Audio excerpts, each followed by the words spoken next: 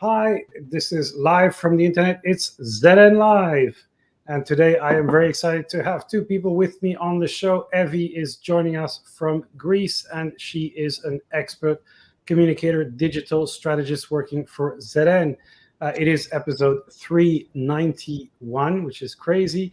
And we have Bryn on the show. Bryn is an experienced communicator with over 14 years across different disciplines, different organizations, gravitating around the EU.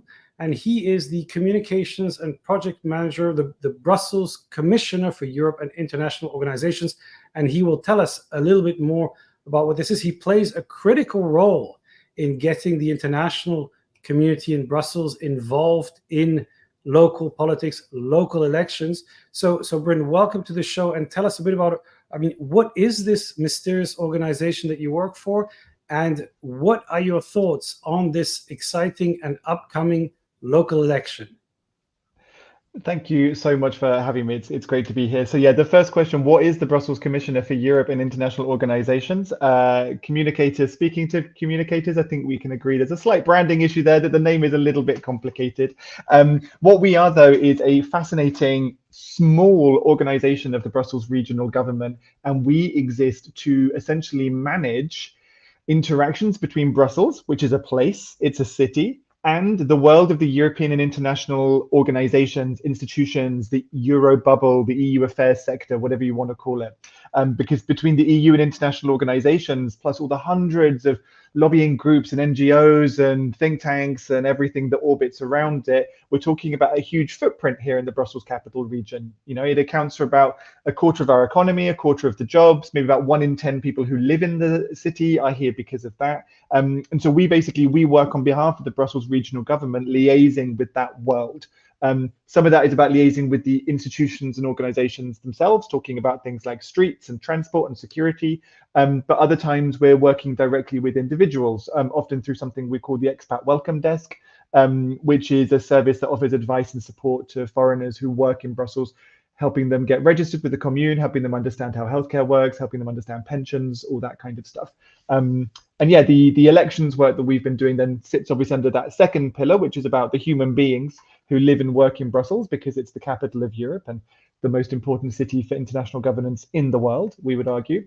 And our aim this year was to get non-Belgians to register to vote in local elections, because that's something that non-Belgians have the right to do. The campaign was going on for a few months earlier this year, but this week we finally had the results. So the lists are now closed. The elections happened in October, but the lists are closed. We know how many people have registered now, and it was a real mixed bag, the results. On the one hand, we've seen that more non-Belgians than ever before are now registered to vote. So it's gone over 50,000 for the first time in the Brussels capital region. 50,000 non-Belgians will be voting this October in the local elections, because we have obligatory voting, so they almost all will vote. And we also saw that the percentage of EU citizens living in Brussels who've registered has gone up slightly. So that's all really good news. On the other hand, some slightly worrying news. The non-EU citizens, the percentage of them who've registered to vote has actually fallen quite a lot. Now, that's a smaller community. It doesn't have such a big impact on the final result, but it's been really interesting to note that this time around non-EU citizens have actually mobilized a lot less to register than EU citizens. And the result of that is that the overall percentage, and it's difficult to do all these stats when we're just talking, the overall percentage of eligible foreigners who've registered has actually gone down slightly, even while the total number of eligible foreigners who've registered has gone up. Why is that? Because the Brussels population is growing, and above all, the population of non-Belgians living in Brussels has grown quite rapidly since the last elections. So you can find yourself in a situation where the total numbers who've registered has gone up. We've reached more people, we've mobilized more people than ever before, but actually the percentage overall has dropped a tiny little bit of what we could have reached. Yeah, no, very interesting points. We've worked on Vote Brussels, supporting a citizens initiative to get more people to register to vote. And you're aware of some of these actions because we've been talking to you about it. And I think it's very interesting, as you very rightly said. It's complicated, I guess, it's kind of always the answer when you look at data. And the reality is that from what we're looking at, and we're going to publish actually some of our insights into the numbers, as you said, there is one clear kind of improvement in terms of the EU population registering. So that's a net positive. And then I think what we're saying is that there's a lot more that can be done, not just by volunteer organizations, but actually by governments and organizations that have all the lists of all the people and can actually reach them. And I think that needs to be done more systematically and make it absolutely crystal clear that this is possible. And then, in the back of this, citizens initiatives like Vote Brussels, Restless Brussels can explain why it's important and have a conversation, but we can't really do that if there isn't a real push at a kind of organization level. And maybe this brings me to the the next question, since you're familiar, of course, with political organizations or government organizations. I mean, how easy is it for those organizations to communicate effectively? I mean, we clearly say, and let's add to this, if they're in Belgium and there are many levels of governments, how easy is it to get a simple message to a group of people? And how do communicators get their head around that? So I could speak about that for days because that's my daily life at work. But I think one thing that's been interesting for me, this is my first time really working, if you like, in the public sector. I've worked for universities before, but that was more around kind of marketing specific opportunities to students. It was almost an brand building and marketing. This is the first time I've really done something that's close to policy comms, but really in the public sector. And what is interesting is this notion of neutrality is incredibly important, particularly this year, of course, around this elections campaigning. This notion of neutrality is extremely important. And that's not just a blockage for us, that's in the DNA of what we do. You don't want your public sector communicators to be partisan and to be party political or to be pushing particular ideologies. But that does create a slight break sometimes, not just on what you can talk about, but sometimes how passionate you can sometimes feel able to be about the messaging, because this notion of neutrality can hold you back. Now, if we had days to talk about it, we could go really deep into the question of there is no neutrality. Neutrality itself is inherently biased, but that's a bigger question. But yeah, that's one thing that's really been a big change for me, actually being in the public sector.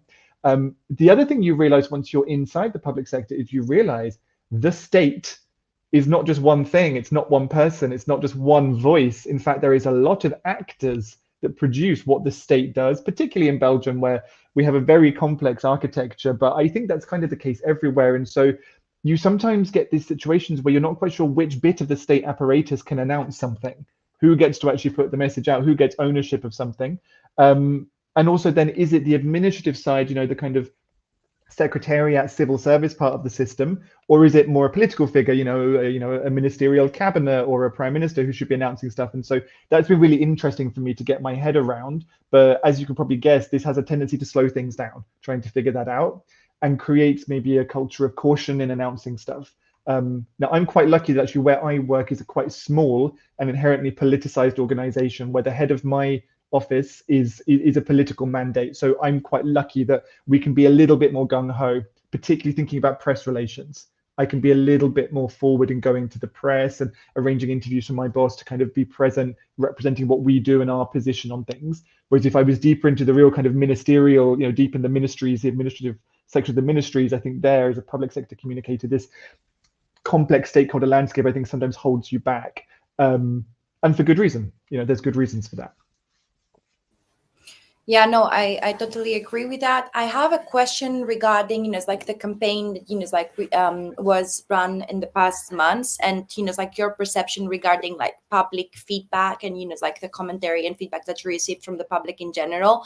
What do you think is the role that public feedback plays in shaping your communication strategies, and how do you, incorporate it or tend to incorporate it effectively in the campaigns that you're running to kind of like amplify, it's like the reach, and spotlight the campaigns further?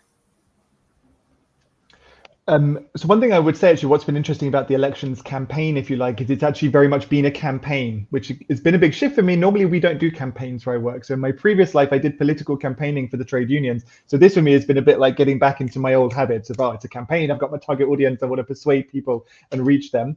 And in that case, yeah, there has been a slightly kind of iterative process, if you like. You see which messages land and which ones don't. But even there, when you are the public sector, you're speaking to a lot of different publics, plural, and so you get different echoes back from different bits of your target audience. And yeah, as a single organization, as a small organization, I only have one brand, I only have one set of channels, I only have one voice, and it's been quite difficult to kind of do that.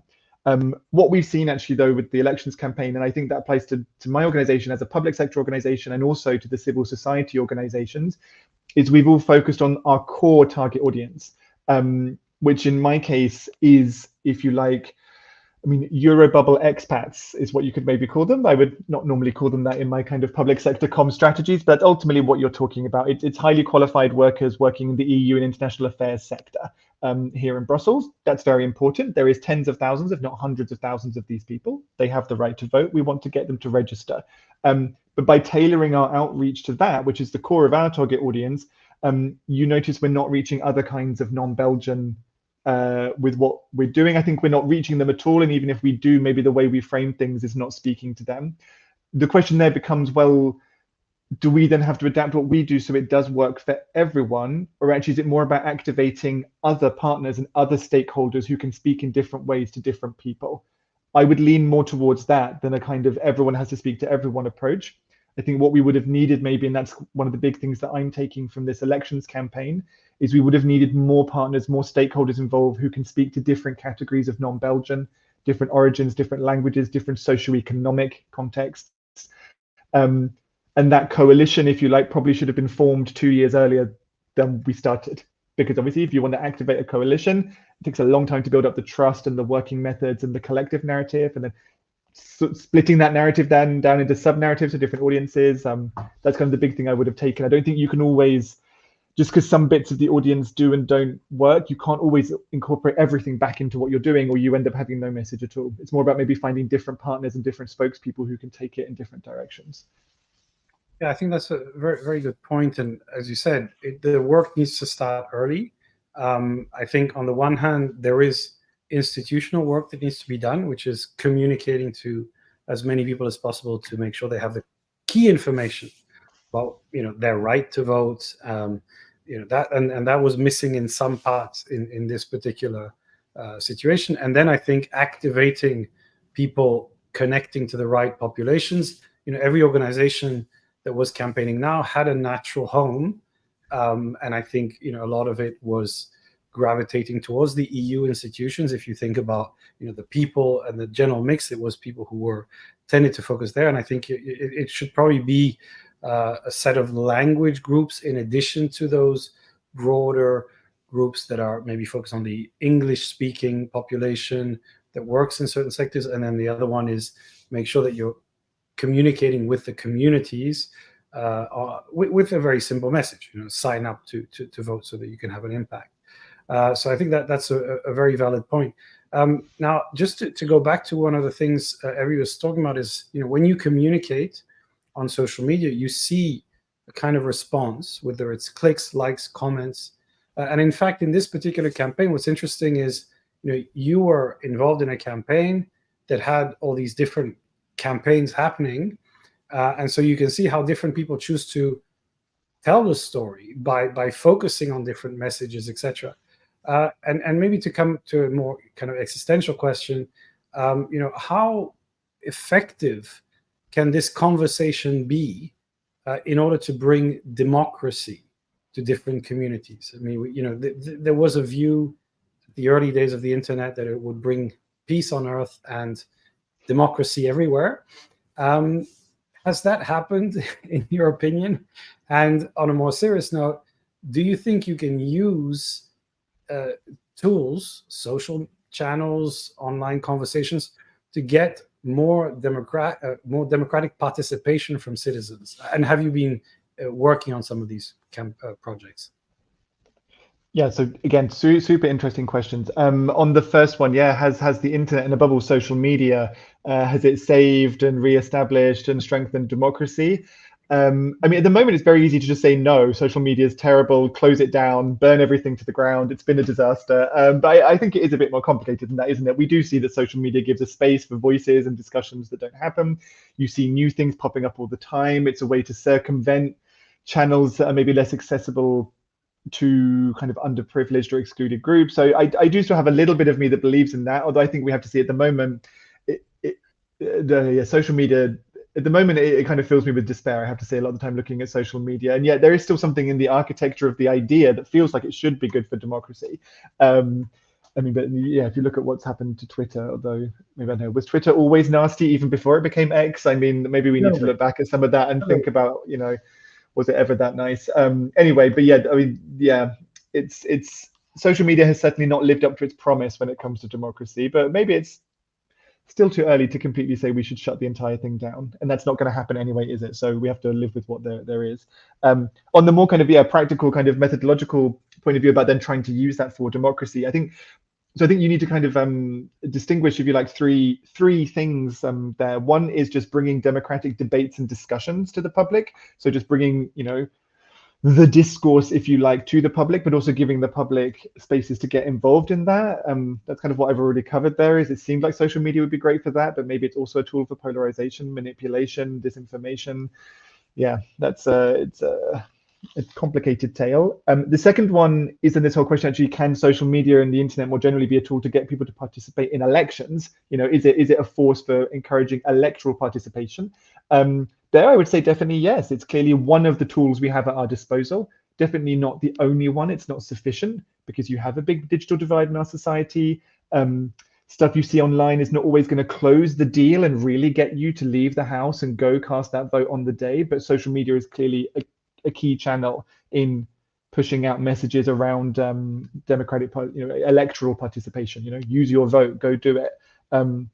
Which, as a little aside, in Belgium, we don't have a culture of doing that because voting in Belgium is obligatory. It's one of the really big hurdles that we face is, as the public sector in Belgium, we don't have a culture of get the vote out campaigns, which in other countries you see, because voting is optional in most countries. And so the government, the state apparatus, has a tradition, a history of reminding people to go vote.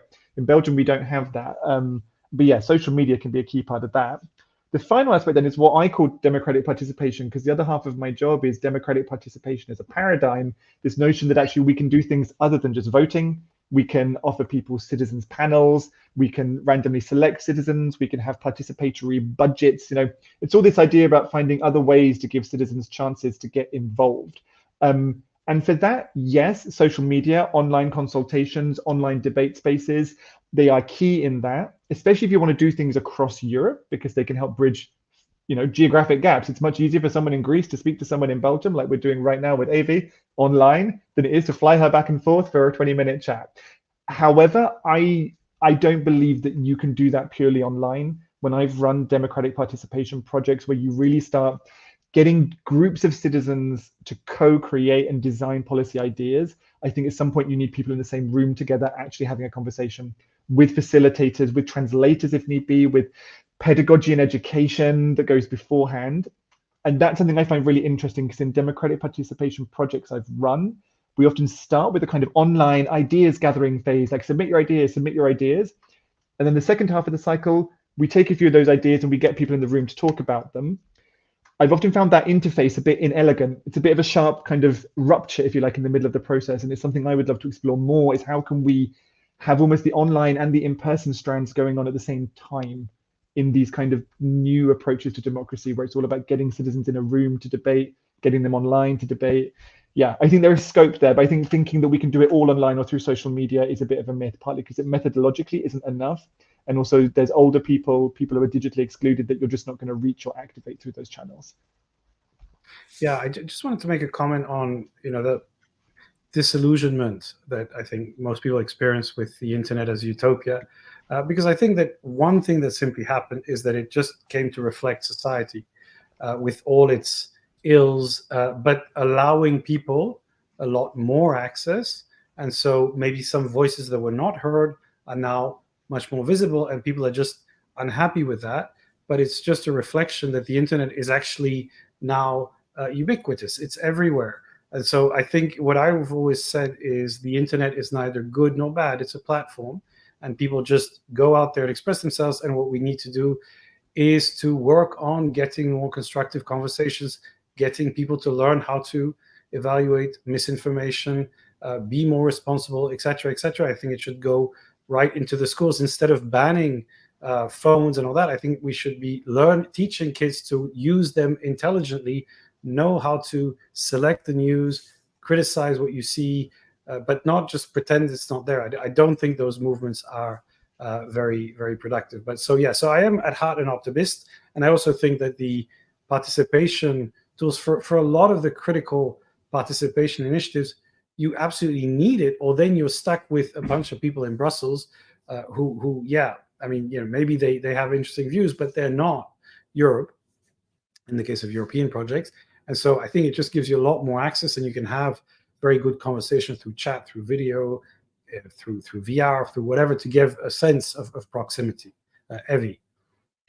I do agree with you, Phil, on the fact that, I think on social media, we're exposed to the plurality, that we are not necessarily kind of like interfacing in everyday life. And what I mean by that is that usually your social cycle is, it's like made of people that have similar, in a way, beliefs to you. And then, you're exposed to the internet words. And then, you see that there are opinions that are not matching yours. You see that there are conflicts, it's like clashes. And I think it's important to acknowledge that plurality. When it comes to the communication aspect, I do think that social media does play a very important role in that discussion, in the sense that, it's kind of like amplifying the reach. And, coming back to the points made earlier, I wanted to also see Brand's opinion on the latest trends in communication. Recently, we ran a very important mapping and research here at ZN regarding, like MEP's presence, and also, their participation on social platforms, and, their presence on different media. And we saw different, like changes being made. Despite reluctance, we still see that the majority, if not all of, the newly elected MEPs are on X. But we also saw other platforms, emerging and having a more important role. So I wanted to ask you, Bryn, what are for you the latest trends in communication, and what is your feeling about, like moving forward and the future when it comes to digital trends? So first things first, I would say social media is not my specialty, actually, as my kind of comms practice. I've spent a lot of my career as a one-man, one-woman, one-person comms team, which happens a lot in Brussels, that you have these small organizations with one person doing everything, but I'm not a social media expert. So my kind of semi-amateur hot take, if you like, which I don't think is particularly insightful, I think lots of us are talking about it at the moment, it's LinkedIn. Where did that come from? Suddenly LinkedIn is a place. It's not just an online CV anymore. It's not just a bunch of psychopaths kind of self-promoting. It's a CV and a bunch of psychopaths and a space for discussion. It's that I find super, super interesting. And maybe we can have a bit of a chat about that. Because I find it interesting. So as a professional communicator, doing communications for my small organization, I find that very interesting. How do we adapt to LinkedIn? Not just so much the tone and the codes of it, because actually in some ways it feels a little bit like the mid period of Facebook in terms of codes and things for an organization, at least. Plus the fact, though, what's interesting there, I think, is you need to get your individual people to also be really speaking, which was not the case so much in the kind of peak of Facebook. Now it's really about individuals. I often post stuff on LinkedIn as myself and then share it as my organization. I'm trying to encourage my colleagues to do the same. I think that raises lots of interesting questions about how you then manage those individual voices as a organization. It raises interesting questions about advertising, because advertising on LinkedIn is astonishingly expensive. We will see if they bring down the price of that to maybe try and get more advertising in there. But at the moment, LinkedIn is essentially unviable for my organization as an advertising platform. The price per click is just too high. But then the final thing, actually, and it ties back up nicely, I think, to democracy, is I find LinkedIn super interesting, actually, for the individual users. It's a trend, I think, in our society as a whole, that there is a collapsing of the difference between different spaces in our lives. And I think, actually, the online existence is partly what's driving that. But what's so interesting about LinkedIn now becoming a major place where we actually tell the story of our life, not just, sticking our CV up and updating it once every 3 years, really trying to tell a bit of a story about who we are and how we're living, you're still doing it as a person with a job or as a person with a professional identity first and foremost, but you're not really speaking as your employer, or are you speaking as your employer? And I think that raises lots of really interesting questions and risks. For example, I think a good example is I'm extremely unhappy with what I consider to be a set of war crimes happening in Gaza. Not saying we should plunge down that, but I'm taking it as an example. I've not said a word about that on LinkedIn. Why? Because it's an odd narrative space at the moment. Am I being myself, or am I being my employer?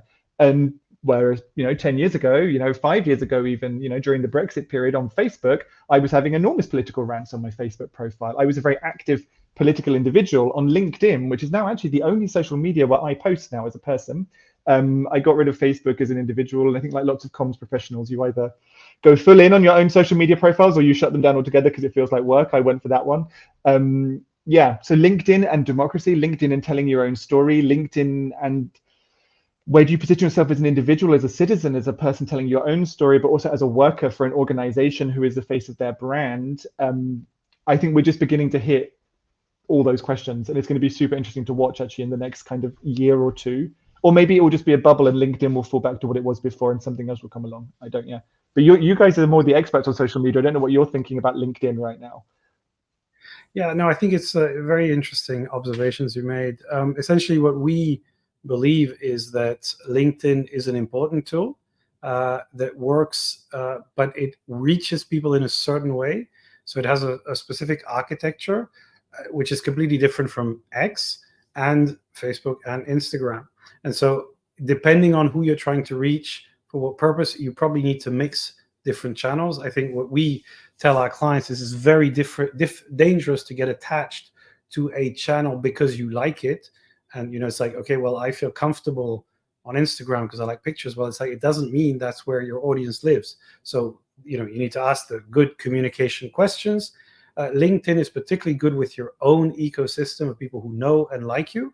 There's a lot of, if you talk about bubbles, LinkedIn is really, if you look at the way people engage on LinkedIn, typically they're liked by the same people, posted, commented, etc. So that it's very, very bubbly as a kind of echo chamber environment. You very rarely have these opposing discussions. I think people don't like the very political, very aggressive discussions.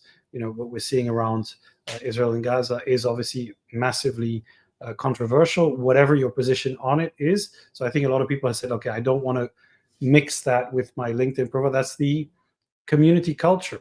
On X, you go for it. It's like, if you want to go for a fight on anything, just state any position on a controversial topic and you'll get some response. So it depends a bit of your mental health.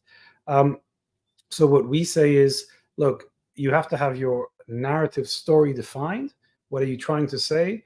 Put it across different channels, because often it's not going to be one channel. It's going to be different channels that will eventually get different conversations going. And you made a very interesting point about organizations and individuals.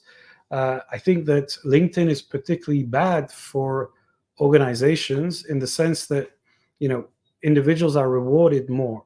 However, as an organization, actually, it's really important that you build the voice of the organization first, and then individuals can share and engage with content, or then you have only the individuals, and as soon as an individual leaves your organization, they bring all the all the assets that they built over the years. I've seen this happen many times, and that's not good for the organization. It's great for the individual, but so that's one of the, so a couple of lessons. And then finally, remember, I think I saw this quote somewhere where, don't build a house on rented property.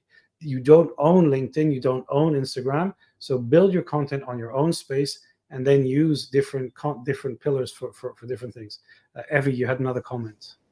Well, actually, you covered everything that I wanted to say pretty well, Awesome. Phil. So thank you for that. I just wanted to emphasize, that we do see a need for diversification. I think, it's very, very important for organizations to not only rely on one, medium or one, that digital channel, because you never know what's going to happen tomorrow. And it was actually quite, well proven in the past years with all the transparencies, the turbulence happening across platforms.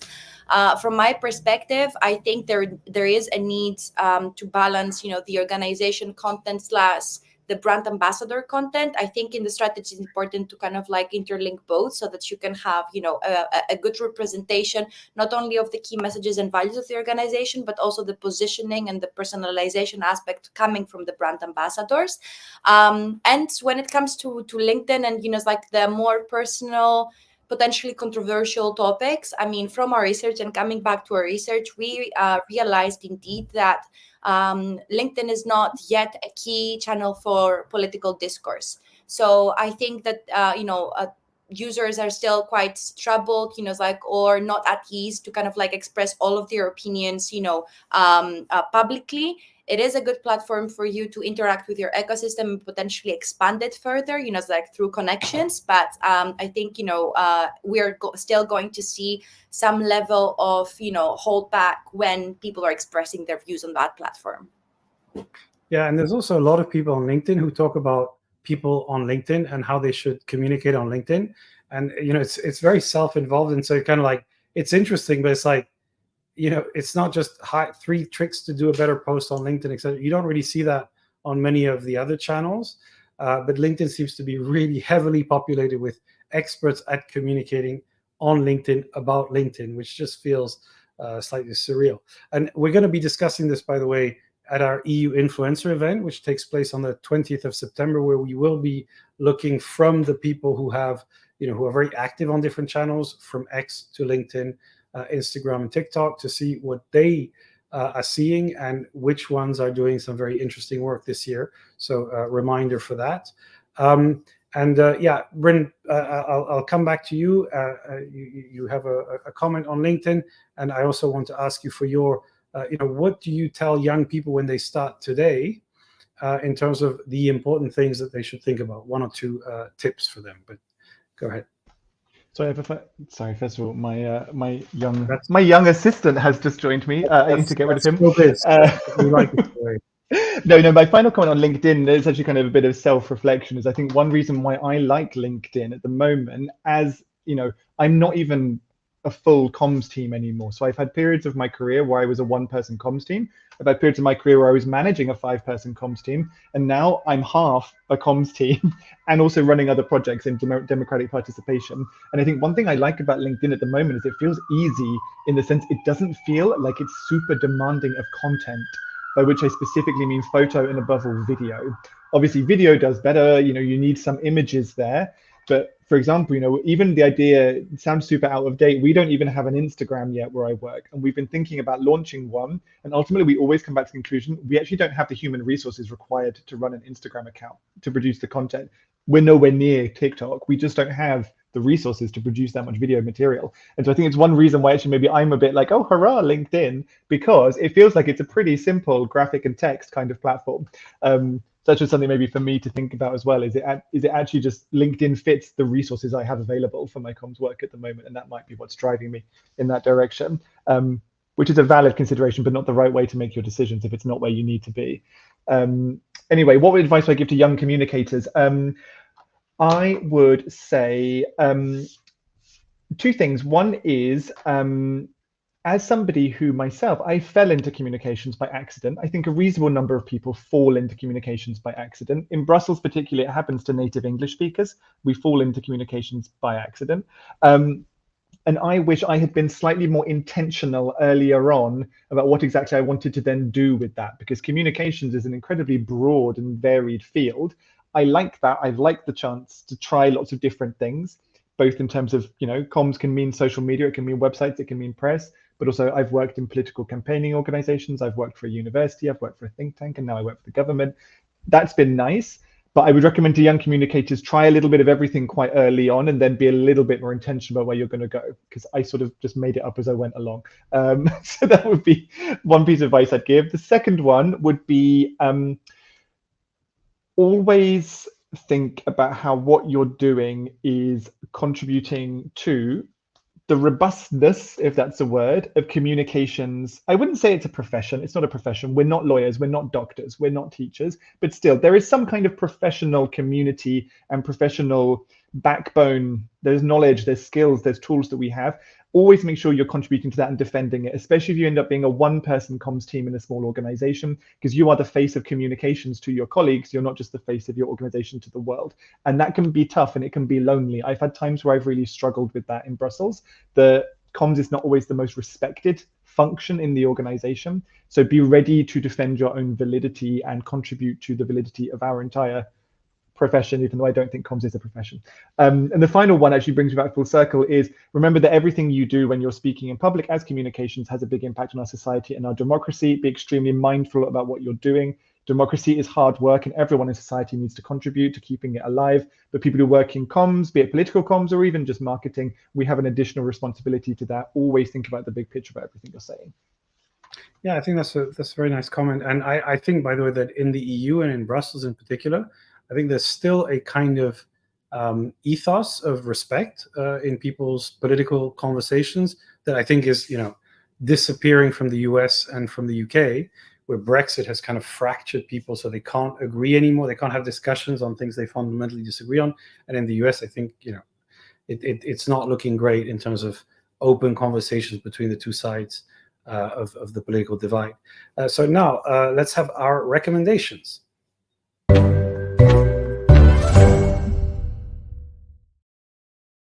So, Bryn, what are your recommendations for our viewers this week?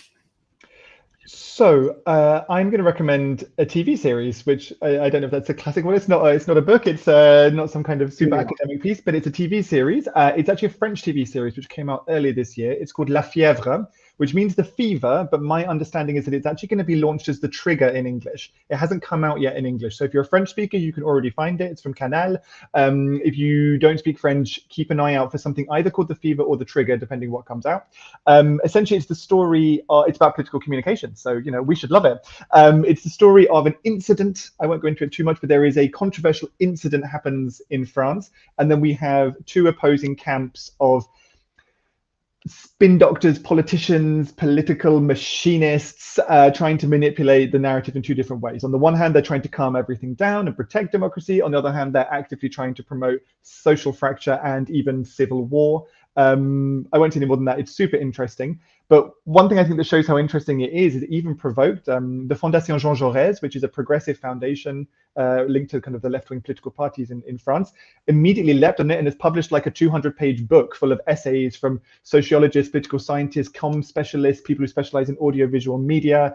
They considered this series interesting enough to leap straight on it and publish a book about it. So yeah, I thoroughly recommend that. If you speak French, go for it and watch it right now. If you don't, it should come out in English later this year, I think, as The Fever or The Trigger.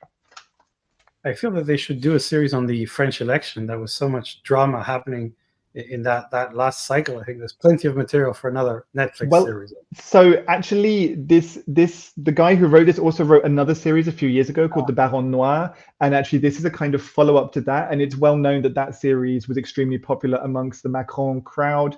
So there's a bit of a kind of feedback loop, if you like. The guy Eric Benzacri, who wrote these two things, he actually used to work for Mélenchon, the kind of hard left populist, but actually seems to have now drifted to the center. He also left front, he used to work in the cabinet and the campaigns. He's now moved into being a scriptwriter, but yeah, he's definitely part of the kind of policy and politics bubble in Paris, if you like, and his works get taken quite seriously. But yeah, there's this book from the Fondation Jean Jaurès. Lots of it is talking about, is this prophecy or is it more of a Cassandra-style warning, like we need to prevent this happening?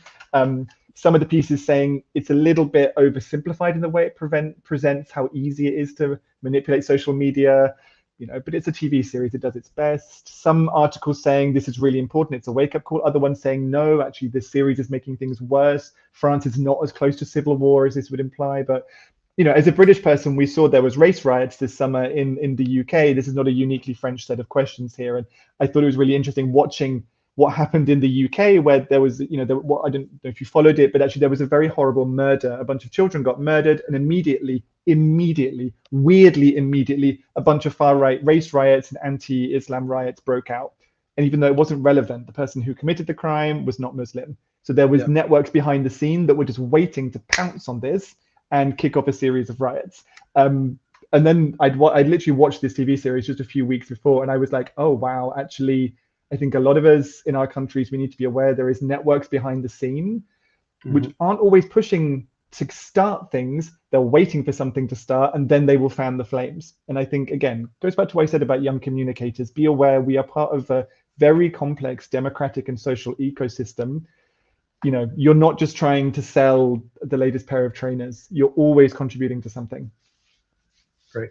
Evie, what is your recommendation for our viewers? I think I'm jumping to something more lighthearted, but it's my first week after my holidays, and I'm just going to, suggest something a bit more lighthearted. So I stumbled upon this podcast by John Green called the Anthropocene Reviewed podcast, and actually I listened to this episode called Capacity for Wonders and Sunsets. Since I was in the Greek islands last week, I had my fair share of sunsets, and I think it's quite soothing and effortlessly enticing.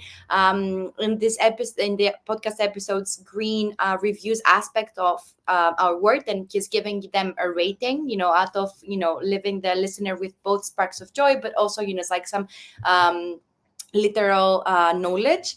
I think he's an excellent narrator. So, if you want something a bit more lighthearted, that you're not very sure, at what he's going to be ending up with, or what he's going to make as a point in the end. I mean, I think you're still happy to sit and just listen to him anyway. Although usually he gets to the point by the end of the podcast. So, I mean, highly recommend. Very, very nice and soothing.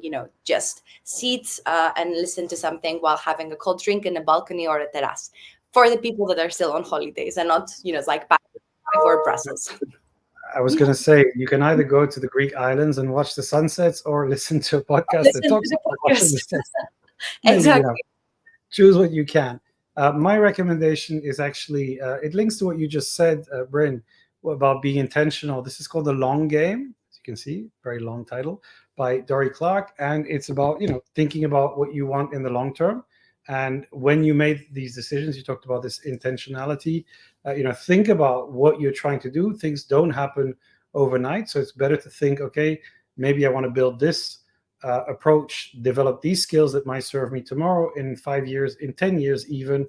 And I think we're not used to thinking in the very long term, and it's interesting to do it, I think, parallel track between short term, mid-term, and long term, and think, okay, even if it's very hard to comprehend 10, 20 years from now, it's interesting to take action that might lead in that direction. So a good comment. So that is all what we have time for. Have a fantastic weekend. If you're in the Greek islands, enjoy the sunsets. And if you're not, enjoy podcasting and reading. All right. Have a great weekend, everybody. Bye.